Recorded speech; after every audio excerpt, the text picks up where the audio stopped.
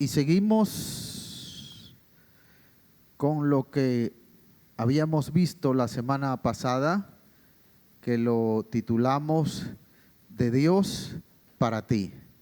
Y no es otra cosa que el contenido del libro de Apocalipsis, porque desde la introducción el Señor hace saber a través de su palabra que el contenido de este libro nos llega por voluntad de Dios. Él quiso que todo aquel que cree en Él conozca el contenido de este libro. Y tomó Él la decisión y dirigió todo el proceso para que hoy nosotros podamos tener acceso a Él. Incluso escogió la metodología. Dice el texto, lo revisábamos la semana pasada, que Dios el Padre se le pasó el contenido del libro de Apocalipsis a Juan, con el propósito de que Juan a Jesús, con el propósito de que Jesús lo pasara a Juan. Jesús lo pasó a un ángel, dice el texto bíblico, y un ángel se lo reveló a Juan, se lo dio a conocer a Juan. Mientras estudiaba, llamaba poderosamente mi atención, porque el texto no nos dice, y me imagino por qué no los dice, de qué manera el Padre pasó esta información al Hijo, a Cristo. Y tampoco nos dice de qué manera Cristo pasó esta información al ángel. Nos da la información de cuál fue la metodología a partir del ángel a Juan. Dice el texto que fue por revelación.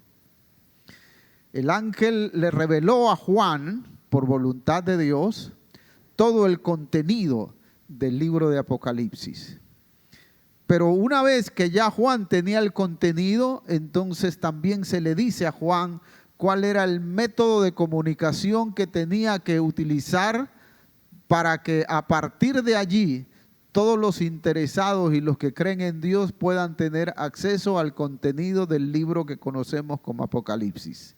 Y lo que el ángel le dijo a Juan fue: escribe. Escogió la escritura como la metodología para dar a conocer en el tiempo presente, el tiempo de Juan, y a futuro también para que quedara registrado cuál es el contenido que Dios quiso revelarle a la gente a partir de Juan hacia adelante. En primer lugar, dice cosas que le dio a entender lo que estaba sucediendo, por qué estaba sucediendo, cuál era el sentido, el propósito.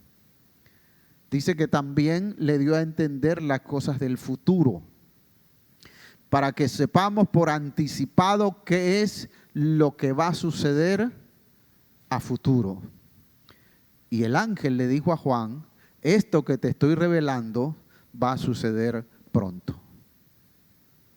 Pronto. De tal manera que nosotros entonces descubrimos la cadena de comunicación que Dios establece, y también Dios establece cuál es todo el contenido. Cuando se le da el contenido de este libro, se le revela a Juan, se le dice en primer lugar que lo que tiene que hacer para que ese contenido llegue a los destinatarios es utilizar como conducto las 7 iglesias que están en Asia Menor, que hoy se conoce como Turquía. 7 iglesias que están allí. Allí Juan tenía que escribir y pasar a esas 7 iglesias el contenido. Fíjense que es interesante porque aún Dios, que puede hacerlo, se hace asistir de otras personas, de otros seres, para cumplir su propósito. El Padre le entrega al Hijo, el Hijo le entrega al ángel, el ángel le entrega a Juan, y Juan, a partir de allí, se lo entrega a una multitud, 7 iglesias, para que 7 iglesias se encarguen de distribuir eso por toda la tierra, de tal manera que nadie tenga excusa y pueda decir: yo me perdí esto porque no tuve acceso a ello. El propósito es ponerlo al alcance de todos. La semana pasada veíamos todo ese proceso de cómo le fue revelado a Juan. Juan en el capítulo 1 nos dice todo lo que él sintió, todo lo que él vio, el momento en que él estaba, la condición en que él estaba. Dice que estaba en la isla de Patmos. Estaba allí, pero no de paseo, no fue allí a pasar un fin de semana. Dicen los historiadores, calculan que estuvo allí alrededor de 18 meses y que estuvo cautivo por predicar la palabra del Señor. Oído a esto, porque lo que Juan nos está diciendo con eso es que en el momento en que él estuvo en la isla de Patmos es porque creer en Jesucristo y predicar su palabra era un delito. Eso volverá a suceder. En los tiempos finales la Biblia nos enseña que eso volverá a suceder. De hecho, hay lugares, hay países donde ya es un delito. ¿Sí? Y cada vez están más cerca de nosotros. Y cada vez acceden a los puestos políticos y de autoridad gubernamental gente que no tiene, y peor aún, que no quiere ninguna comunión o comunicación con lo que se llama Dios, con lo que se llama Jesucristo y con lo que se llama la Biblia. Y cada paso que se da en esa dirección hace que se alinee todo para lo que el Señor ya dijo que sucedería en los últimos tiempos. Israel, como nación escogida de Dios, será perseguida. Ya lo estamos viendo. Naciones que se van alineando cada vez más con el propósito de que simplemente Israel, y lo dicen abiertamente, sea borrado de la faz de la tierra. Y cuando dicen Israel, no es el territorio, porque el territorio las naciones lo anhelan. Es un territorio rico en todo sentido, en minerales. Es estratégico geográficamente, o sea, tiene muchísimas ventajas el territorio de Israel. Cuando hablan de borrar a Israel de la faz de la tierra, están hablando de los judíos. Por ejemplo, esta semana vimos noticias de que judíos, por ejemplo, en Inglaterra y en otros países están siendo atacados. Simplemente el delito es ser judío. Oído. También para la iglesia viene lo mismo. ¿Sí? Ahora, ese es uno de los propósitos por los cuales Dios hace que el contenido de este libro, que son gran parte cosas que van a suceder y que no han sucedido en el momento que Juan vivió, se sepan y que se sepan por anticipado, porque Dios tiene propósito allí. En primer lugar, que todos sepamos que Dios o Jesucristo nunca va a fracasar y nunca va a ser vencido. Una de las cosas que el Apocalipsis nos revela es que Jesucristo es vencedor de principio a fin. Cuando todo comenzó, Él estaba en su trono, y cuando todo termine, Él seguirá estando en su trono. Y la historia simplemente revelará el cumplimiento perfecto de su voluntad. ¿Sí? Él jamás será vencido, jamás ha sido vencido. No lo será. Pero también Dios está interesado en que a través de la información que Él nos da, nosotros sepamos que Él ha decidido que los que creen y son fieles a Él tampoco sean vencidos. ¿Sí? Dios quiere que usted y yo y todos los que creemos aquí y en cualquier lugar del mundo no seamos vencidos. Una de las cosas importantes que nos revela el Apocalipsis es que los tiempos finales serán tiempos difíciles. Difíciles. Y eso se dice no solo en el Nuevo Testamento, esa información viene desde el Antiguo Testamento. Si ustedes buscan en el Antiguo Testamento, casi todos los profetas hablan del gran día de Jehová o el gran día del Señor. ¿Sí? Y serán días difíciles, días de muerte, días de guerra, días de persecución. Y siempre tiene que ver con gente que se levanta para ir en contra de Dios, y por supuesto todos fracasan. A través de toda la historia ha sido así. Ahora, la semana pasada veíamos todo eso, cómo Juan describe lo que él vivió, lo que él sintió, y cómo él, siendo un prisionero en una isla que es más rocas que otra cosa, esta semana me metí otra vez a revisar las características de la isla de Patmos. Dice y se ve allí en Google Earth, que es o por lo menos ahí lo vi, es un territorio escarpado en su mayoría, árboles altos hay muy pocos, hoy día hay población que habita allí, viven principalmente de la pesca porque la agricultura es muy difícil. Y en aquel tiempo que Juan estaba allí era una cárcel. Juan era un hombre de más de 90 años cuando fue enviado allí por predicar de Jesucristo.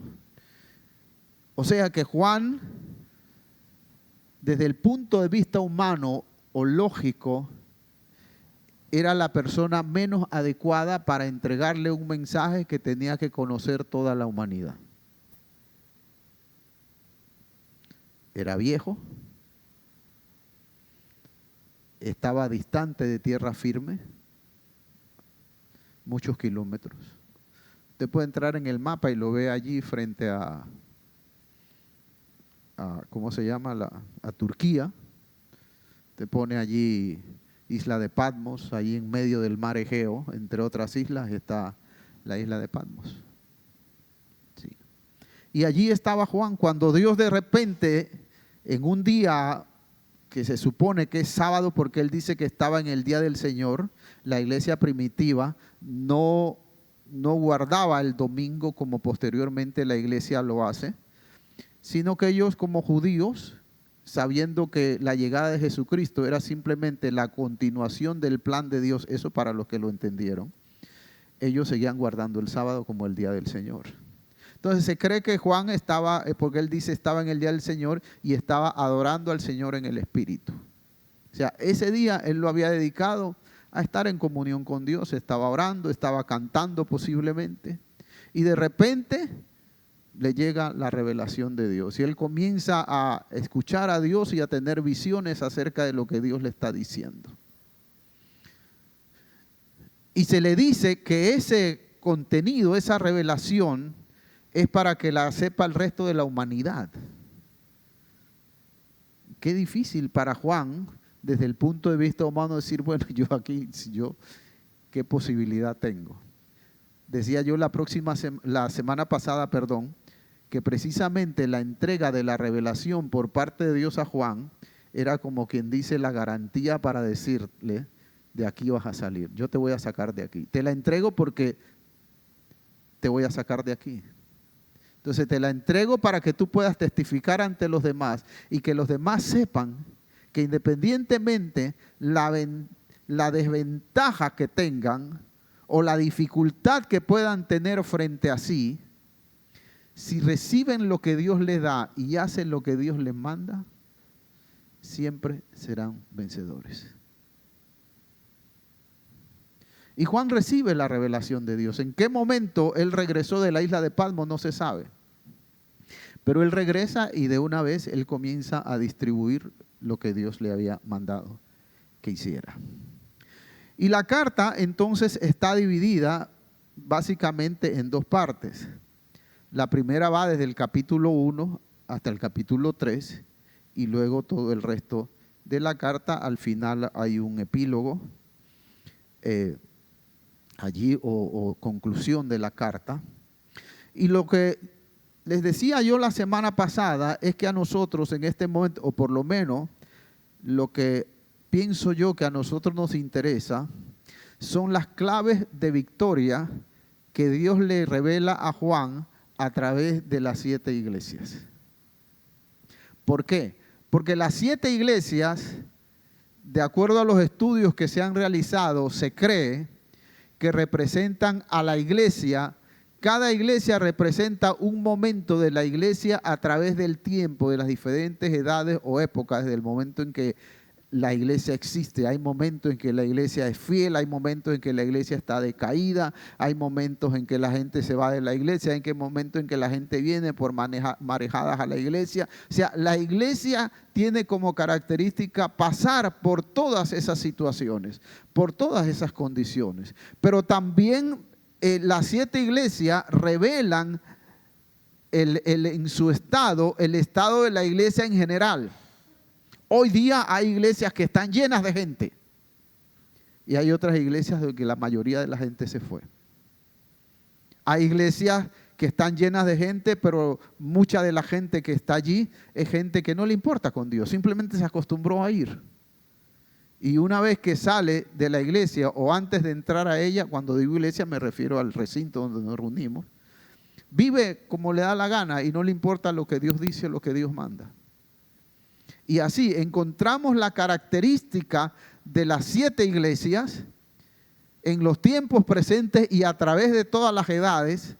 Estas 7 iglesias representan lo que la iglesia es y la forma de comportamiento de la iglesia. Pero Juan recibe como revelación de parte de Dios el consejo para que independientemente de la condición, situación que viva la iglesia, el creyente verdadero triunfe. El propósito de Dios es que los que creen en Él triunfen. Por eso al final de cada carta encontramos la frase o la oración: al que venza le daré tal o cual cosa. Todas las cartas tienen esa oración, todas. Porque el propósito de Dios es que, conociendo por anticipado la dificultad, nos preparemos para ser vencedores. La semana pasada, cuando comencé, les hablaba de una anécdota de un boxeador que por un consejo que un adulto le dio, se convirtió en un gran boxeador. Y fíjense que esta semana, mientras meditaba en todo esto, vino a mi memoria la experiencia de un pastor amigo, más joven que yo, por supuesto, de nuestra organización de la Red Global de Iglesias CCI.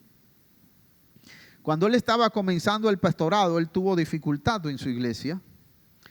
Y orando y meditando, él llegó a la conclusión que tenía o que necesitaba predicar en su iglesia de un tema específico. Él conversó con el obispo general de la red en ese momento y le contó lo que estaba pasando y lo que él pensaba que tenía que hacer. Y entonces el obispo le dijo: sí, posiblemente tienes razón, pero ¿qué sabes tú del tema? Y él le dijo: bueno, voy a ver qué dice la Biblia. Y entonces el obispo le dice: no, te voy a decir algo y es una orden para que lo hagas, para que te vaya bien siempre. De aquí, vete a la librería. Compra mínimo 7 libros de escritores serios que hayan escrito sobre el tema. Y sobre todo si son textos educativos. Que sea gente que cree en la Biblia, que predica la Biblia y que hayan escrito del tema. Lee esos 7 libros. Después que leas esos 7 libros, entonces estudias la iglesia, la Biblia. Y cuando sientas que estudias la Biblia y que tú también estás entendiendo el tema, entonces predícalo a la iglesia. Y le añadió: nunca prediques a la iglesia si tú primero no entiendes lo que vas a predicar. Prepárate para pastorear a la iglesia de manera adecuada. ¿Cuál es el principio? Es el mismo. Para lo que quieres hacer, necesitas preparación. Para ser cristiano y enfrentarte a los tiempos que estamos viviendo, necesitamos preparación. ¿Por qué? Porque recordemos algo: el diablo se disfraza de ángel de luz. Así lo dice la Biblia, no lo invento yo. Y puede ser que hay cosas que a nosotros nos parecen hermosas y que no vienen de parte de Dios. Dios, que lo sabe todo, nos revela el Apocalipsis para que tengamos la información, sepamos lo que viene, pero también nos da la información de lo que vamos a encontrar y cómo prepararnos para ser victoriosos, siempre independientemente de aquello que vamos a enfrentar. ¿Sí? Y eso lo encontramos en el mensaje a las 7 iglesias. No sé si vamos a terminar hoy. Si no termino hoy, la pastora Erika, que les mandó saludos, me va a ahorcar. Pero vamos a intentarlo. Apocalipsis capítulo 2. Vamos a ver primeramente el mensaje a la iglesia de Éfeso y vamos a leer el mensaje a la iglesia de Éfeso para luego rápidamente mirar lo que Dios le dice allí o revela allí. Dice el texto, Apocalipsis capítulo 2 a partir del verso 1. Y fíjese que comienza confirmándole la metodología que debe usar para transmitir el mensaje de la manera adecuada. Escribe esta carta al ángel de la iglesia de Éfeso. Este es el mensaje de aquel que tiene las 7 estrellas en la mano derecha, del que camina en medio de los 7 candelabros de oro. Recordemos la semana pasada, al final del capítulo 1, se le dice a Juan que las 7 estrellas son los 7 pastores o ángeles, como lo llama el Apocalipsis, y los candelabros son las 7 iglesias. ¿Sí? Mire lo cuidadoso que es Dios para que podamos entender correctamente. Yo sé todo, le dice Dios, le dice Jesús al ángel de la iglesia de Éfeso. Le dice, yo sé todo lo que haces. He visto tu arduo trabajo y tu paciencia con perseverancia. Sé que no toleras a la gente malvada. Has puesto a prueba a las pretensiones de esos que dicen ser apóstoles, pero no lo son. Has descubierto que son mentirosos. Has sufrido por mi nombre con paciencia sin darte por vencido. Esto es virtud. Estas son cosas que se han hecho bien y que quien lo ha hecho debe sentirse bien y debe procurar guardarlo. ¿Sí? Esto lo podemos definir como fidelidad a Dios y su palabra. Fidelidad a Dios y su palabra. La virtud que tiene esta iglesia es fidelidad a Dios y su palabra. Verso 4. Pero tengo una queja en tu contra. No me amas a mí, ni se aman entre ustedes como al principio. Oído a esto. Mira hasta dónde has caído, vuélvete a mí y haz las obras que hacías al principio. Si no te arrepientes, vendré y quitaré tu candelabro de su lugar entre las iglesias. Aquí Dios le está revelando, yo conozco a cada uno. Y hay cosas que debes cambiar. Dice en Reina Valera del 60, tengo contra ti que has dejado tu primer amor. Y uno dice, ¿qué? ¿Y cómo puede suceder eso? Que uno deje de amar a Dios y a su gente como era al principio. La clave la encontramos en Mateo 24:12. Dice, hablando de los últimos tiempos, dice, por haberse multiplicado la maldad, el amor de muchos se enfriará. ¿Qué es lo que nos está diciendo el texto? Si te concentras en la maldad circundante, puede llegar un momento en que te sientas invadido, te sientas superado por la maldad y comiences a pensar que no vale la pena creer en Dios, vivir para Dios o hacer lo que Dios manda. Concentrarse en la maldad no da victoria sobre la maldad. Escuchaba en estos días un análisis que hacía alguien sobre algunas de las guerras que hay en este momento. Si hay una cosa que hoy está de moda, es la guerra. Todo el mundo habla de guerra y hay guerra por todos lados. Y un analista hablaba de la guerra y decía, ¿cómo es posible que una nación más pequeña y con menos armamento pueda vencer a una nación más grande con más armamento? Y decía el analista, aquí la clave fue no concentrarse en la grandeza del enemigo, sino en mis debilidades.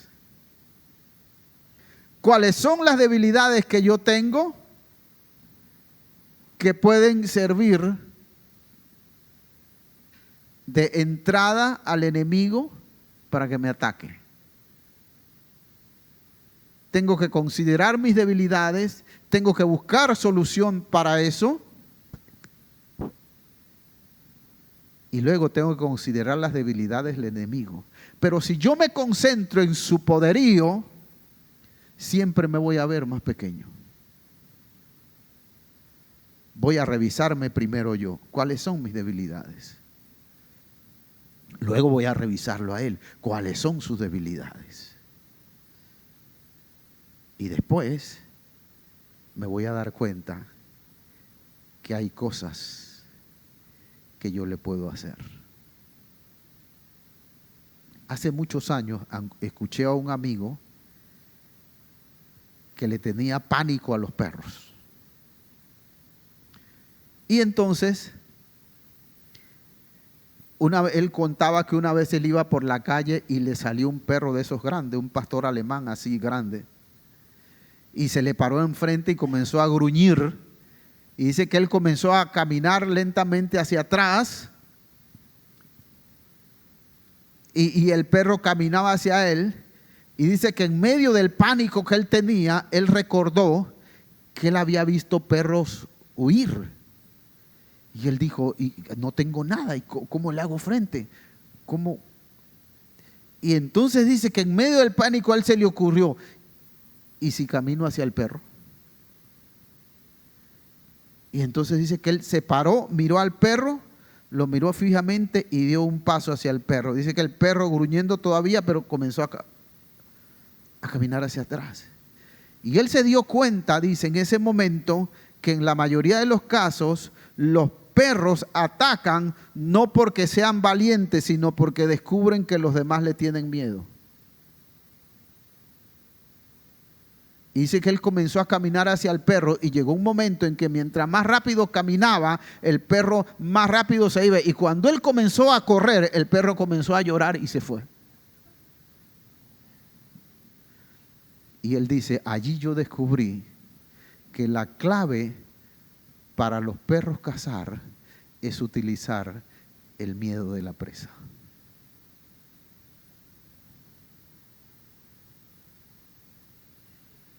Pero si yo me concentro en los dientes que el perro me está enseñando, me voy a ver mordido, tragado por el perro que me arrancó una pierna, simplemente porque el pánico me dominó. ¿Sí?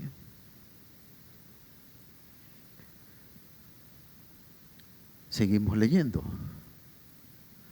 ¿Cuál es la solución a esto que el Señor le está diciendo a la iglesia de Éfeso y que vale también para nosotros? Dice,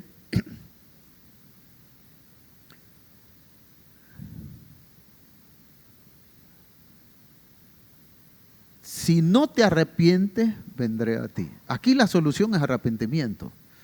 Es descubrir lo que estoy haciendo mal y arrepentirme. Porque si vamos a ser sinceros, la mayoría de los errores que nosotros cometemos o las cosas que tenemos que nos separan de Dios tienen que ver con decisión. Algo que yo tolero. Algo que me gusta. Algo que se me ha hecho familiar. Algo que yo sé que está allí y pienso que en algún momento lo voy a dominar. Algo que se convirtió en una costumbre para mi vida y aunque yo sé que está mal en mi relación con Dios, digo, bueno, lo que pasa es, claro, nunca aceptamos que es algo que me gusta, pero es que no es tan malo. Pero ese no es tan malo significa que me gusta y por eso lo tengo ahí. Por eso no lo separo. Por eso no dejo de hacerlo. Y puede ser cualquier cosa. Puede ser la mentira. Puede ser el robo. Puede ser la discordia. Hay gente que le gusta la discordia y que cuando alguien no le busca pelea, se la inventa. Puede ser cualquier cosa. Pero normalmente como fondo tiene que ver con algo que me gusta. Y por supuesto, me gusta porque trae algún tipo de satisfacción a mi vida.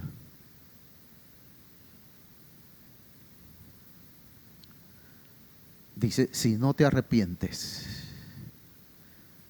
Pero fíjese que Dios no es injusto. Verso 6 dice, pero tienes a tu favor que odias a las obras de los nicolaitas al igual que yo. O sea, que había algo de identidad de este hombre y de esta iglesia con Dios. Tienes algo que todavía te sirve de base, que te identifica conmigo. Así que conserva lo bueno que tienes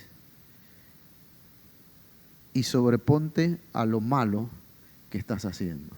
¿Cuál es la forma o el principio básico de contrarrestar algo que nos afecta? Decisión. Todo comienza con una decisión. Todo comienza con una decisión. Y a partir de allí, uno va encontrando los caminos y los espacios para superar eso que quiere dominarnos o que nos ha dominado hasta ese momento. Y la ventaja que tenemos es que cuando tomamos la decisión correcta, el Señor está con nosotros. ¿Recuerdan el paralítico y al ciego que estaban allí cuando el Señor llega? Y le pregunta, lo primero que le pregunta es, ¿qué quieres que haga por ti? Esa pregunta como que está fuera de lugar. Si está paralítico o está ciego, y yo le voy a preguntar, ¿qué quieres que haga por ti? Que me devuelvas la vista, le dijo el ciego.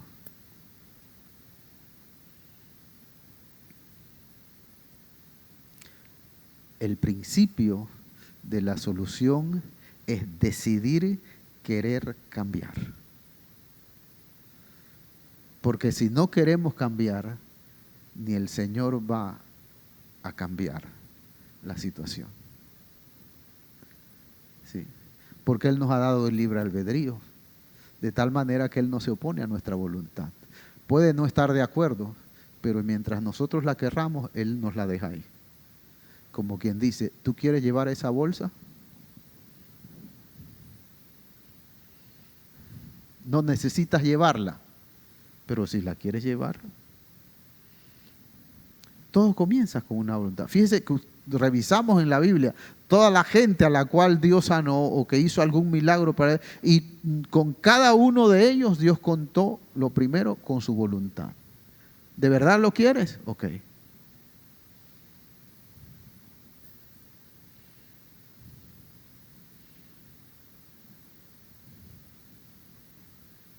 Mira de dónde has caído, le dijo el Señor a la iglesia de Éfeso. Hay virtudes, sí, porque hay cosas que lo identifican con Dios, pero también hay situaciones que reparar porque son un estorbo en la relación con Dios. Y esas cosas, para repararlas, se comienza con una decisión que es básica, que es elemental y que sin esa decisión no se puede arreglar. Y finalmente el Señor da un consejo a la iglesia. Verso 7. Todo el que tenga oídos para oír debe escuchar al Espíritu y entender lo que Él dice a las iglesias. ¿Qué le está diciendo a la iglesia? Revisa tu conducta, tu vida, tu condición y arregla todo lo que haya que arreglar. Y finalmente viene la promesa. A todos los que salgan vencedores les daré del fruto del árbol de la vida que está en el paraíso de mi Dios. Ese texto lo encontramos en Apocalipsis 22:14. Encontramos allí donde se nos dice, por si usted quiere anotarlo, Apocalipsis 22:14 nos habla acerca del árbol de la vida que está en el paraíso. Pasamos entonces a la siguiente iglesia, la iglesia de Esmirna. Dice el Señor a la iglesia de Esmirna, otra característica, otro tipo de iglesia. Dice, escribe esta carta al ángel de la iglesia de Esmirna. Este es el mensaje de aquel que es el primero y el último, que estuvo muerto, pero ahora vive. Fíjese que en cada carta el Señor se presenta de una manera diferente, pero que está contenida en la introducción de la revelación. Mire lo que le dice acá a la iglesia de Esmirna. Yo sé de tu sufrimiento. A veces nosotros estamos sufriendo y decimos, pobrecito yo, pobre de mí, nadie se entera, nadie lo sabe, solo yo sufro, solo yo llevo esta carga. Y a veces nos deleitamos en el sufrimiento y en sentirnos víctimas y sentirnos que solo a nosotros nos pasa. Usted ha escuchado la frase, o tal vez usted la ha dicho, yo sí la he dicho, solo a mí me pasa esto. Como que la compré. Solo a mí me pasa esto. Mentira, le pasa a mucha gente. A mucha gente. Y mucha gente le ha pasado y lo ha superado. ¿Sí? Y el Señor le dice a la iglesia de Esmirna, yo sé de tu sufrimiento y también de tu pobreza. Pero fíjese lo que le dice, pero tú eres rico. Conozco las blasfemias de los que se te oponen. Dicen ser judíos, pero no lo son, porque su sinagoga le pertenece a Satanás. O sea que el Señor no solamente conoce a sus hijos, también conoce lo del enemigo. Verso 10. No tengas miedo de ellos. Fíjense qué gran consejo. No tengas miedo de lo que estás a punto de sufrir. El diablo meterá a algunos de ustedes en la cárcel para ponerlos a prueba y sufrirán por 10 días. Pero si permanecen fieles, ahí está la clave. Si permaneces fiel, incluso cuando te enfrentes a la muerte, te daré la corona de la vida. Aquí hay dos cosas relevantes en este párrafo. Número 1, el sufrimiento que Dios permite tiene propósito.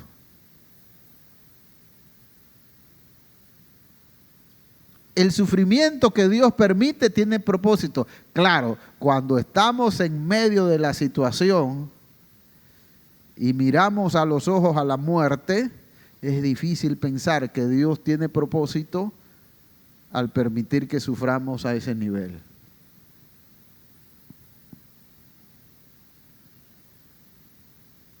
Pero el sufrimiento que Dios permite en la vida de una persona tiene propósito. Me refiero a uno de sus hijos. Y a veces incluso a los que no son sus hijos, porque a veces Dios permite que el mal llegue a gente que no le conoce precisamente para que se sientan sin esperanza y se vuelvan a Dios. Muchas veces Dios lo hace. ¿Sí? ¿Por qué Dios lo hace? Porque Él no quiere que nadie se pierda. Está escrito en la Biblia. Él no quiere que nadie se pierda, sino que todos procedamos al arrepentimiento. Entonces, Él permite cosas en la vida humana para que los seres humanos nos volvamos a Dios. A mí me trajo a Dios la soledad.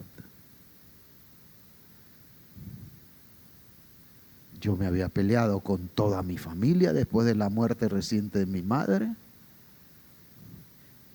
Y me fui de mi casa. Ni el pasaje para el bus tenía. Me di cuenta que no tenía cuando me iba a bajar. Hice así para buscar, para pagar. Y me di cuenta que en mi enojo desmedido, sin sentido, no había tomado la cartera, que nunca cargaba mucho, pero a veces cargaba algo. Gracias a Dios que Él todo lo sabe y todo lo prepara. Como era la línea de buses en que yo viajaba para la escuela todos los días, cuando yo hice así, el conductor del bus me miró y me dijo, dale, dale.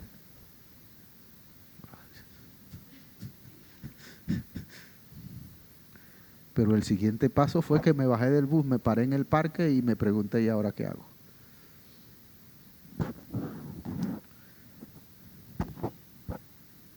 ¿Y ahora qué hago? Y miré para atrás, donde estaba la estación de buses para regresar a la casa, y consideré el asunto. Regreso, llego sonriendo y digo que solo fue un chiste.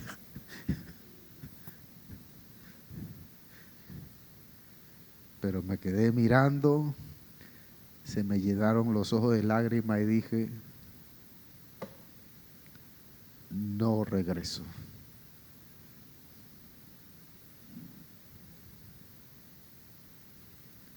Pero Dios, que lo sabe todo, tenía todo preparado, no solo para que yo superara el problema, sino para que lo conociera a Él.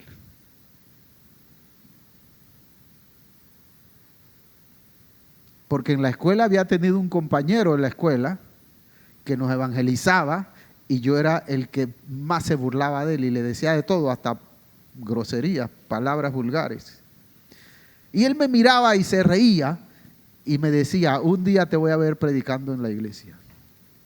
Tú estás loco, le decía yo. Me decía, dime todo lo que tú quieras, un día te voy a ver predicando en la iglesia. Y tenía boca de profeta porque en esa iglesia llegué a ser pastor, fue mi primer pastorado. Y fui pastor de él. Y varias veces cuando bajé de predicar, él me esperaba abajo y me decía, viste, yo te lo dije. O sea que todo esa situación tiene que ver con que Dios tiene misericordia de nosotros, sus criaturas. Y Él quiere que todos los conozcamos. Y como dice la Escritura, que todos procedamos al arrepentimiento. No solo conmigo, yo no soy favorito de Dios. Yo soy uno de los que Dios tiene misericordia. Y la tiene con todos los demás. ¿Por qué? Porque Él es bueno. No hay otra razón, es porque Él es bueno. Él es bueno. ¿Sí?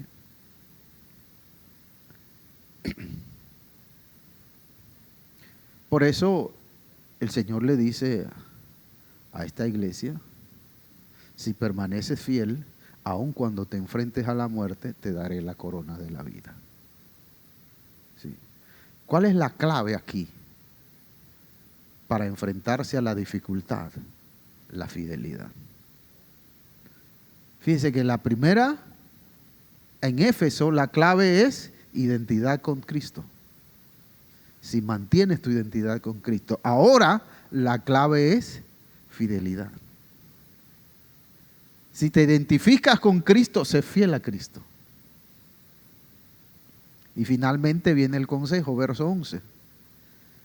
Todo el que tenga oídos para oír debe escuchar al Espíritu y entender lo que Él dice a las iglesias.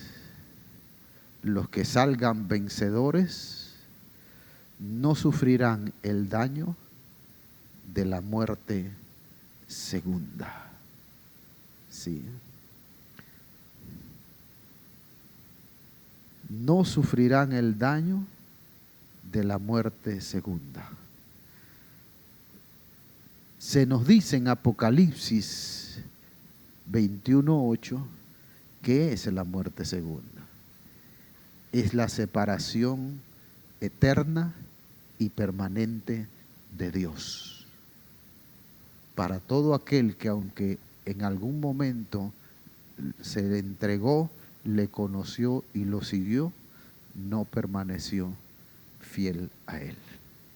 Finalmente, no desaparecerá, existirá, pero separado de Dios.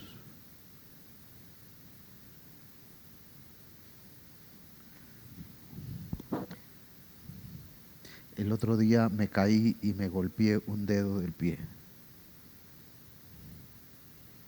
Y en medio del dolor, mi esposa estaba mirándome, estaba riéndose porque fue imprudencia mía. Y entonces yo la miro y le digo, ¿te imaginas una eternidad sufriendo todo este tipo de cosas?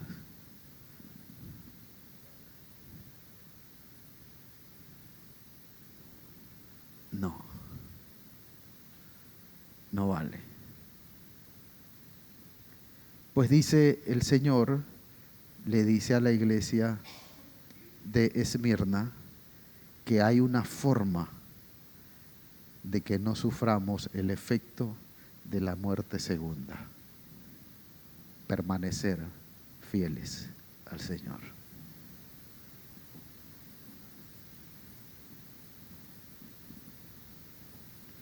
Mensaje a la iglesia de Pérgamo. Y voy a ir más rápido porque hoy tenemos Santa Cena. ¿Cuántos están listos para la Santa Cena? O sea que no sigo predicando. Mensaje a la iglesia de Pérgamo. Escribe esta carta al ángel de la iglesia de Pérgamo. Este es el mensaje de aquel que tiene la espada aguda de doble filo. Recordemos que la espada, cuando se refiere a Dios, tiene que ver con su palabra. Dice, yo sé que vives en la ciudad donde Satanás tiene su trono. Casi nada. Sin embargo, has permanecido leal a mi nombre. Oído a esto. Aun cuando Satanás sea el vecino, se puede ser leal al Señor. Y nos lo está diciendo el texto bíblico, no es un invento mío.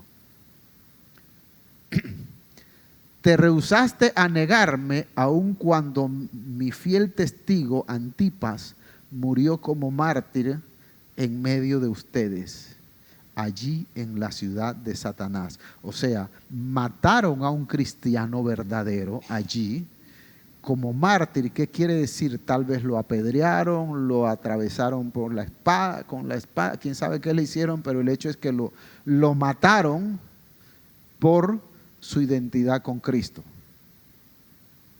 Un mártir es alguien que muere por una causa. ¿Sí? Dice, murió como mártir en medio de ustedes, y aún allí, viendo el peligro en el mismo lugar donde vives, dice,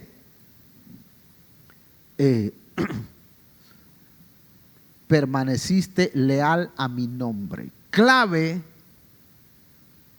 para esta iglesia de Victoria, lealtad al nombre de Cristo. Oído, a veces estamos frente a personas que por X o Y razón no nos atrevemos a mencionar a Cristo, no nos atrevemos a identificarnos con Cristo y mucho menos a hablarle de Cristo, porque nos da pena, tenemos vergüenza de ser cristianos, tenemos miedo de que aquella persona se burle de nosotros, pensamos que aquella persona es muy importante para necesitar a Cristo, para hablarle de Cristo. Pensamos que es alguien perfecto y que no necesita de Dios.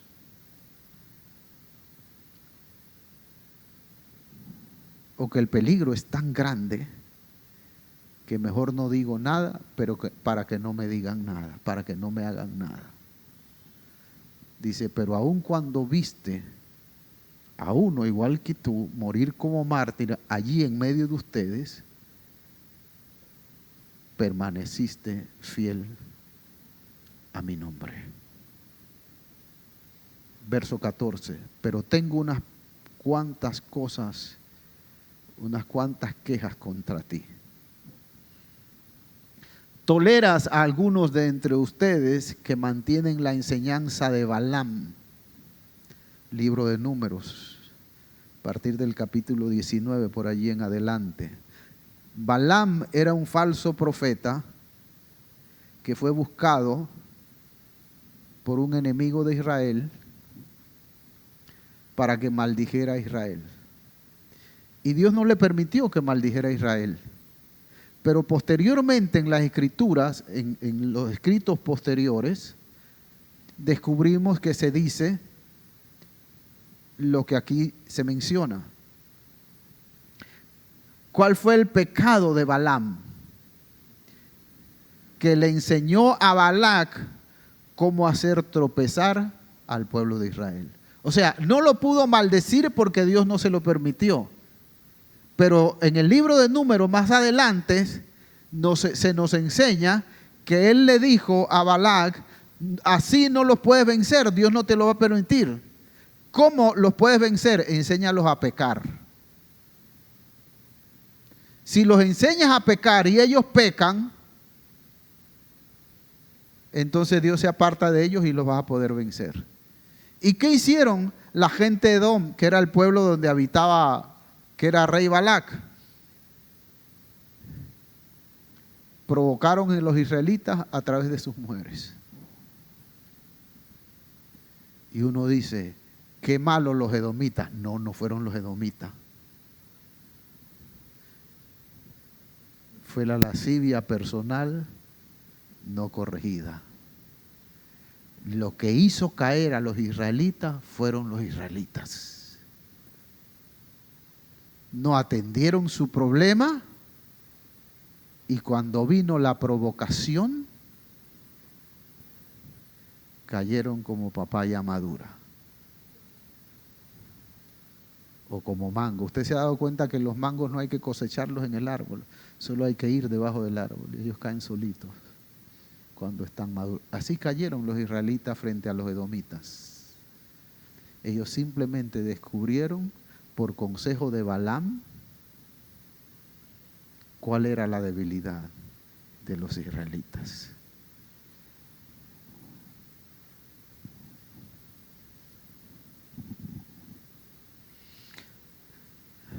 Dice, les enseñó a pecar, incitándolos a comer alimentos ofrecidos a ídolos y a cometer pecado sexual. De modo parecido, entre ustedes hay algunos nicolaitas que siguen esa misma enseñanza. Arrepiéntete de tu pecado. Aquí otra vez la solución comienza por arrepentirse, es tomar una decisión, mantenerse fiel al nombre de Dios y tomar una decisión en relación con todo lo que estorba. O de lo contrario, vendré a ti de repente y pelearé contra ellos con la espada de mi boca. Y está hablando de gente que está en la iglesia. No tenga miedo.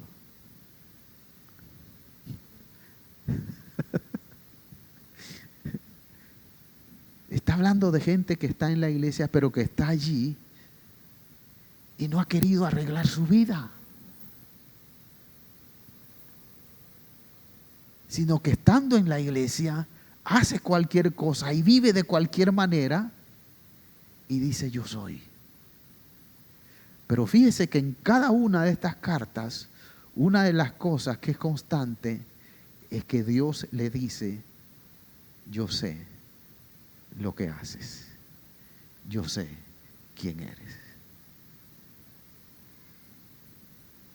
Claro, Dios no actúa de manera inmediata porque Dios no quiere la muerte en pecado de nadie.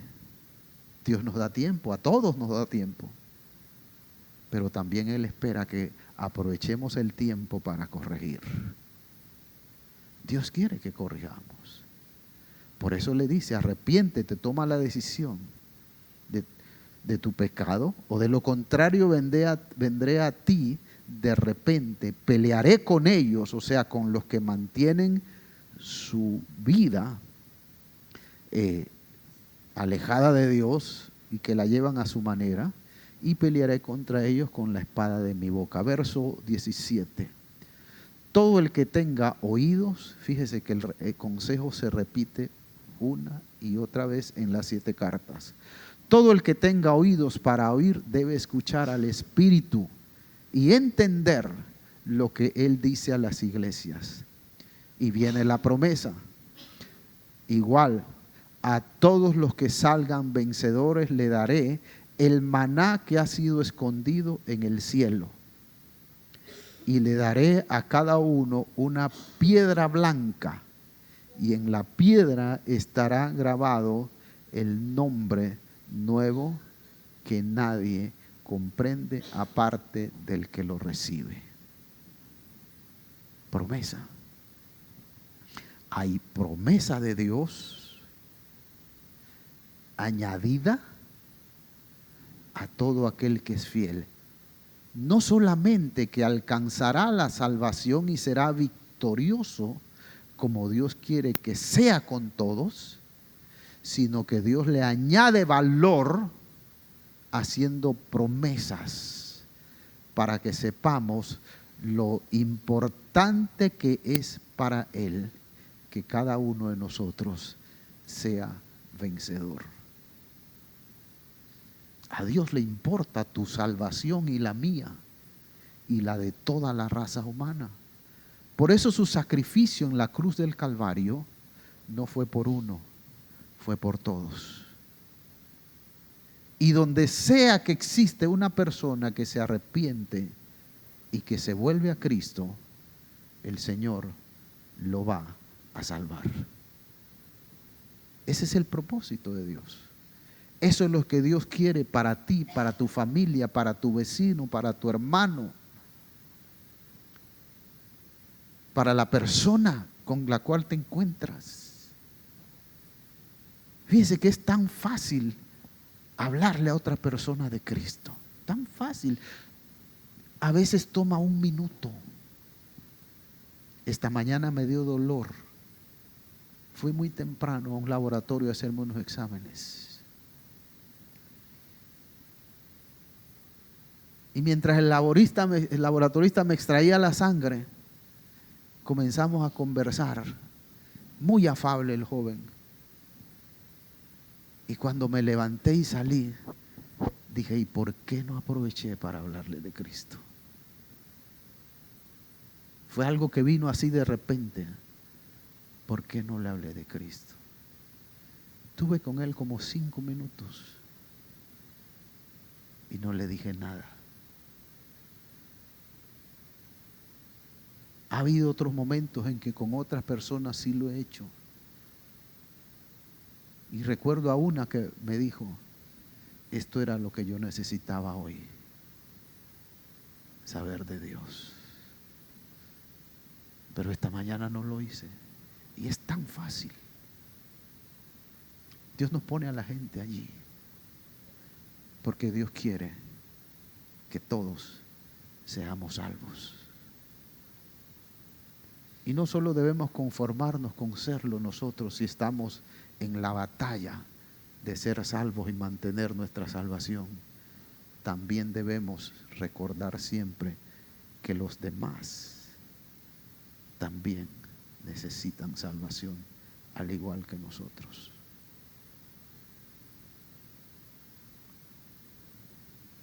Dios quiere que todos seamos salvos. Vamos a dejarlo allí porque tenemos la Santa Cena. La próxima semana continuamos con las restantes iglesias. Vamos a participar de la Cena del Señor.